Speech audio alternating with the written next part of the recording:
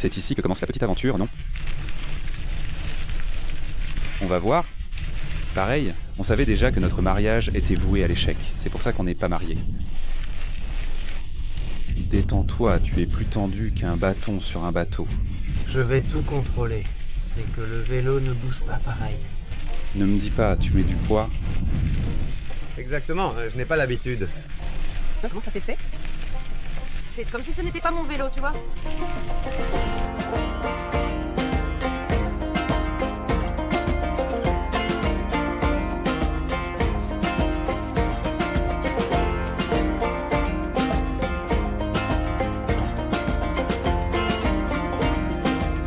Bon, quoi? Deuxième. Expérience de bikepacking? Oui, parce que nous passons toute l'année sur cette chaîne à parler de choses techniques, de détails, là, super technologiques et des dernières nouveautés sur le marché. Mais une fois par an, ça ne fait pas de mal. Oui. Et comme on a aimé l'expérience de l'année dernière, on s'est dit qu'on allait recommencer. L'an dernier, on était sur la Costa Brava. C'était super avec les criques. Cette année, on a choisi l'intérieur des terres. Qu'il fait très chaud. Et Oui, regarde comme on est bien ici, au frais. Dis-moi, tu penses que le bikepacking est fait pour un certain type de public? Ou que n'importe quel cycliste, pro ou amateur, peut se lancer dans l'aventure. Tu veux dire que tu penses que ce cyclisme convient à tous? je pense que le bikepacking est parfait pour traverser la crise de la quarantaine. Ah, Ah oui, celle que je traverse en ce moment. exactement. Il ne te reste plus beaucoup de temps, hein? Bon. Mais on commence déjà la thérapie. Il y a toujours un moment où on remet tout en question, non? C'est comme si tu arrivais là et puis... C'est un point de bascule, exactement. Et ce n'est pas quelque chose qu'on dit. Je veux dire, je pense que c'est réel. C'est hormonal, c'est physique, c'est mental. Il y a tout un ensemble. Oui, aussi bien chez les hommes que chez les femmes, il y a un réajustement ou une diminution de certains paramètres hormonaux. De tout, non? Et de certaines priorités dans ta vie, je pense que ce qui était prioritaire cesse de l'être. Tu as une maturité que tu n'avais pas à 30 ans, tu ne fais plus de bêtises, tu vois? Senior, tu es senior, voilà. Tu peux passer au C, à la nomenclature senior. Oui, oui.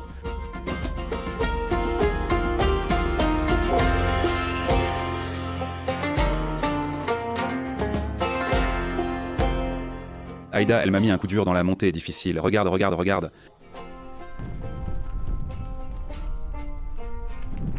La contre-attaque sera terrible, merci.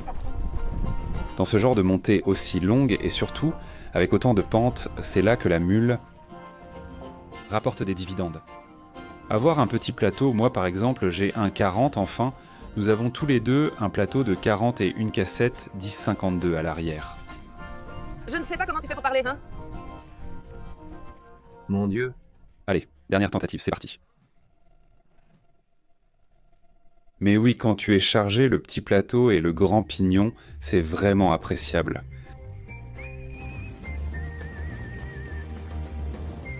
D'accord, regarde, regarde, regarde. Quelle boutique avons-nous trouvé ici? Je fais juste le changement en castillan, non maman. Ta mère veut pas qu'on parle ainsi? Moi aussi, je suis bilingue. Comment ça va, mec? Vous? Moi? Mireia? Mireia, très bien.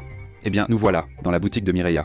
Oh là là, à San Feliu de Palérolf. Regardez, quelle œuvre d'art, quelle chose plus authentique que ça. On ne voit plus ça dans les villes, il n'y a que des grandes chaînes. Et des centres commerciaux. Et ici, C'est le petit salon que... je suis aussi revenu. Radio. Waouh, regardez, hein? Le bureau et la vieille machine à coudre. Incroyable. Et puis plein de bonbons en haut. Mais regardez, le bureau donne directement sur la rivière, quelle vue. J'adore. Comme lieu de travail. Une petite plante de vigne et un pot incroyable, incroyable. Tout ça est en train de se perdre, hein? Malheureusement. Tu es originaire. Ah oui, vu d'Annie. Qu'est-ce qu'il y a? Oh, C'est totalement moderniste, hein? C'est le modernisme le plus récent? Ah oui, parce que tes maisons ont été inaugurées par une fille de Barcelone et tu es né là-bas?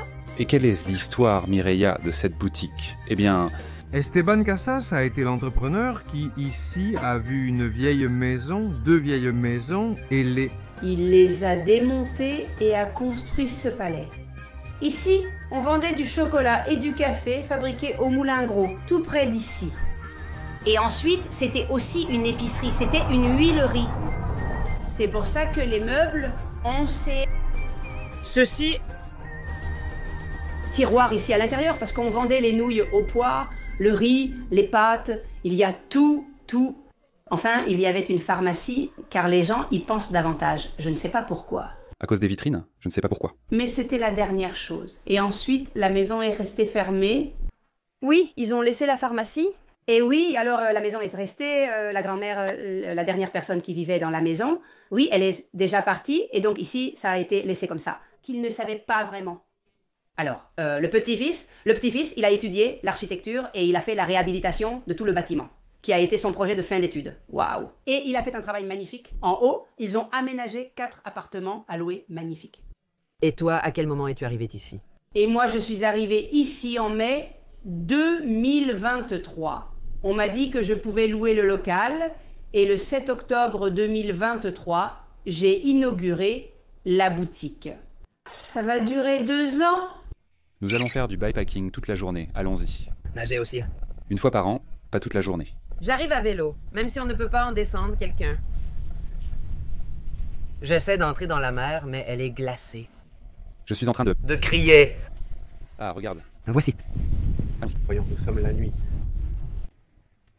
Tu tombes. Pour être la dernière. Chips. Rien, c'est juste que dans ce village, tous les bars ferment le lundi. Tous les bars ferment le lundi. Oui, bien, Plata, c'est ça. Qui donne ça? Ne t'inquiète pas, on trouvera un bon endroit pour le petit déjeuner. 11 km jusqu'au prochain village. Ça te reste coincé ou quoi? Tu ne vois pas ma tête toute crispée? Voyons voir, ce n'est pas qu'on n'a pas de nutrition. En fait, on a emporté de la nourriture 4 ou 5 fois plus que ce dont on aurait besoin pour le voyage.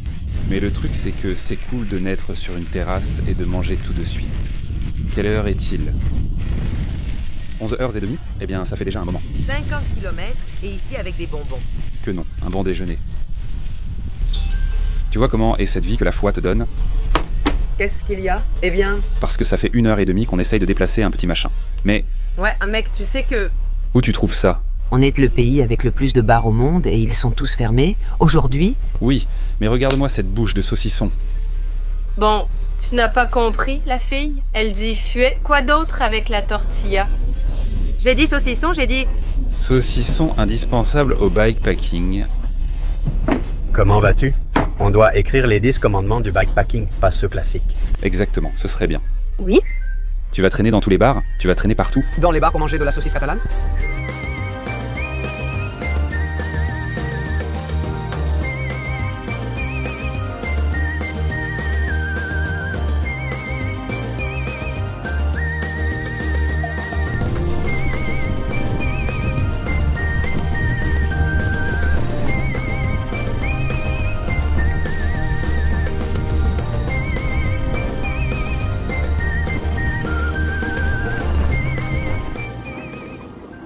La lumière s'est allumée.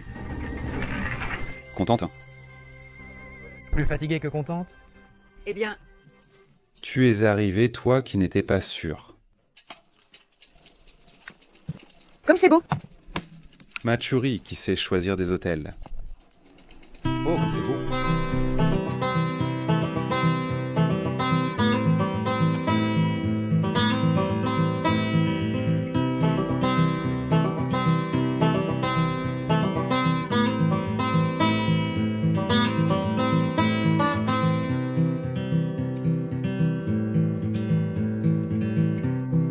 Merde, je viens de me faire tuer, non? Si tu veux, mets-moi celui de Pépé. Voyons, Pépé. Pépé, qu'est-ce qu'il va te faire, Pépé? De toute façon, comme on s'est fait un Only Adult maintenant, non? Un Only Adult, c'est un Only Adult, non? Oui. En gros, la petite est stockant et les parents se barrent. Un Only Adult n'est pas juste montrer des parties sur Internet. Ce ne sont pas des OnlyFans, hein? Bien sûr. Nous allons expliquer un peu le concept de bikepacking que nous avions ici, ou que nous avons essayé de faire pour ce voyage, parce que c'était censé être un bikepacking super léger, le plus léger possible. Parce que d'abord, nous ne sommes pas ici une semaine avec les vélos à monter et descendre partout, et ensuite nous voulions être à l'aise. Tu vois, vélo le plus léger possible, Aïda a déjà un vélo électrique donc déjà plus lourd. Oui, mais on le sent, non? Mais ce que j'ai essayé, c'est de porter le maximum de poids possible pour qu'elle ne subisse pas le double surpoids. Celui du vélo électrique avec batterie et moteur et celui du bikepacking. Aïda a donc un peu moins de sac à dos ou de poids que moi. Qu'as-tu là? Explique-nous. Qu'est-ce que j'ai? Regarde, ça, je l'ai déjà sorti, hein? Mais tout est destiné aux vêtements. Maillot de bain parce qu'on va bientôt se baigner. C'est important. J'avais ça, les vêtements. En gros, le pyjama. Et ici, trop cool, les tongs, mec. On les a adorés tout le temps. Donc, tout ça était destiné aux vêtements de personnes, vêtements de... Vêtements? Oui, vêtements, exactement. Non, de cyclistes? Tu laisses les vêtements de cyclisme ici à sécher et ensuite tu t'habilles en civil. Super cool. On n'allait pas la mettre. Je n'étais pas fan, mais elle m'a bien servi. C'est sympa, mais devoir sortir les affaires, c'est trop... Je n'aime pas ça. Je veux dire, c'est très pratique, mais t'aurais pu mettre le portable, t'aurais pu mettre des noix, enfin de la nourriture, tu peux mettre ce que tu veux. Au final, c'est un truc que, paf, tu n'as même pas besoin d'ouvrir, tu vois. Ça m'a vraiment bien servi. Et c'était aussi une bonne idée de mettre ici les... Bon, ça, ce sont les tongs. C'est pour les urgences. Je n'ai pas à manger les gels, ils sont pleins de caféine en cas de malaise. Comme presque Aïda était sur le point aujourd'hui de... On ne trouvait pas de bar, sinon ça allait. Très bien pour quelque chose à portée de main, c'est-à-dire le bidon. Génial. Je suis vraiment fan de ça. J'ai toujours voulu cette installation ici. Regardez tous ces bonbons restants, c'est incroyable. Les fruits secs, non pas les... Fruits déshydratés. Déshydratés seront Au maximum du sucre dans les veines Au maximum. Alors je le mets comme ça, genre à tout ouvert. Je n'ai rien à faire, vraiment. Même pas m'arrêter ni rien. Tac, tac, tac, tu prends et c'est super pratique. Et les barres, ici, tout est nutrition. Que cette configuration qu'Aïda utilise avec... Enfin, ce sac à dos va ici. Voilà. Mais comme elle a l'indicateur de batterie et tout de... Elle le voulait. De là. Électrique ici devant. Alors on l'a mis ici derrière. Ça ne la dérange pas? Ça ne lui touche pas les cuisses? Ça ne me touche pas les cuisses. C'est ça qui est cool. C'est ce que j'ai essayé, que ça ne me frotte pas. Enfin, c'est important. C'est un peu l'endroit pour les choses à portée de main. Oui, je dois toujours avoir la crème solaire et des mouchoirs à portée de main. Eh bien, des histoires pour drapeau, au cas où les baskets me faisaient mal, des choses comme ça. Et ça, c'est pour les urgences. En fait, je n'ai pas mis les clés de la maison, un soutien-gorge de sport de secours. Eh ben, des choses un peu plus féminines, mais... Rien, ici. Je précise qu'en installant cette sacoche de cadre, nous avons dû remplacer le double porte-bidon par un seul porte-bidon. Comme vous pouvez le voir, l'Ursham est très bien équipé, avec 5 possibilités pour visser le porte-bidon avant. Donc nous l'avons descendu tout en bas, et avec ça on a réussi à faire rentrer un porte-bidon si on veut une bouteille d'1 litre. Le vote est... Calme et colonne, là... Pilar? Il faut savoir quand il faut mettre de côté. Je ne voulais pas prendre autant de choses, mais finalement seuls 3 sacs à dos sont consacrés aux affaires électroniques. Ici j'ai des micros, j'ai une caméra pour filmer, à portée de main au cas où il se passerait quelque chose.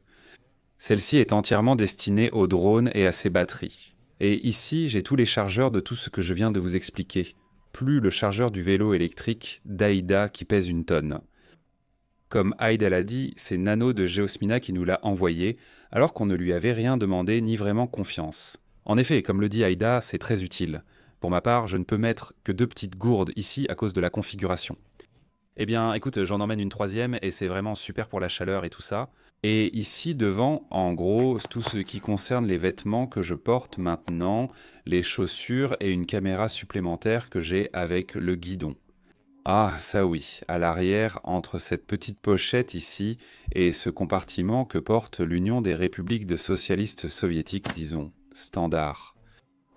Dans celle qui n'est pas électrique, je mets outils et pièces quintes de rechange pour nous deux. Regarde la pochette. Voici la petite pochette. Voilà, j'ai déjà tout pris. Regarde la clé universelle, les mèches, le lubrifiant, enfin un peu de tout.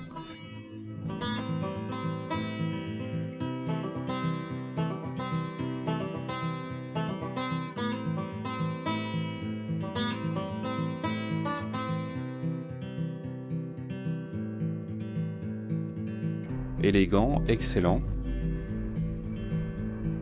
Quoi? Bonjour? Bonjour. Écoute, aujourd'hui, je me suis rendu compte qu'en faisant du bikepacking, comme le rythme est beaucoup plus tranquille, ce n'est pas du tout compétitif. Et tout ça. Et on fait des pauses. Surtout moi. lors d'une prochaine édition de Graventura. Je baserais aussi un peu la nutrition où j'incorporerais des fruits secs, des bananes, enfin des figues, des fruits, oui, des fruits. C'est-à-dire, c'est vraiment quelque chose que tu peux manger sur le vélo à un rythme plus tranquille, tu vois, et... Voyons, la nutrition sportive a-t-elle du sens dans le contexte de la performance? Et tu peux combiner les deux? Pourquoi? Pourquoi? Personnellement, j'ai essayé de tirer avec des fruits secs à un rythme de compétition et ça ne marche pas. Oui, d'accord. Au final, il faut retirer les fibres, comme l'a expliqué Ruben Cuenca, le nutritionniste. Et tu as besoin que l'énergie entre directement dans la circulation sanguine pour qu'ensuite elle passe aux muscles, aux mitochondries, etc., etc. Oui, donc la capsule de fibres, huile d'oméga 3, etc., etc., que possèdent quand tu d'autres fruits secs et tout ça. Là, tu en as trop. Mais évidemment, si on s'arrête tout le temps pour la photo... Bon, pas toutes les 2 minutes, mais... Le rythme est lent, la durée est plus longue. Voilà. Eh bien, je pense que ça a du sens. Toi, par exemple, tu n'es pas habitué à consommer beaucoup de nutrition sportive, car tu ne fais pas de sorties longues, donc ton estomac devrait mieux le tolérer, non? Oui. En ne trouvant pas le bar aujourd'hui, on s'est dit tant pis, achetons une banane. C'était merveilleux. Ça m'a fait tellement de bien de manger une banane là au milieu. C'était cher, mais c'était délicieux, vraiment. Très bon. Je ne sais pas de quelle plantation ça venait, je ne sais pas si c'était une banane des Canaries ou une banane du lot, mais c'était délicieux. Oui, on avait vraiment faim. Tout était déjà mélangé.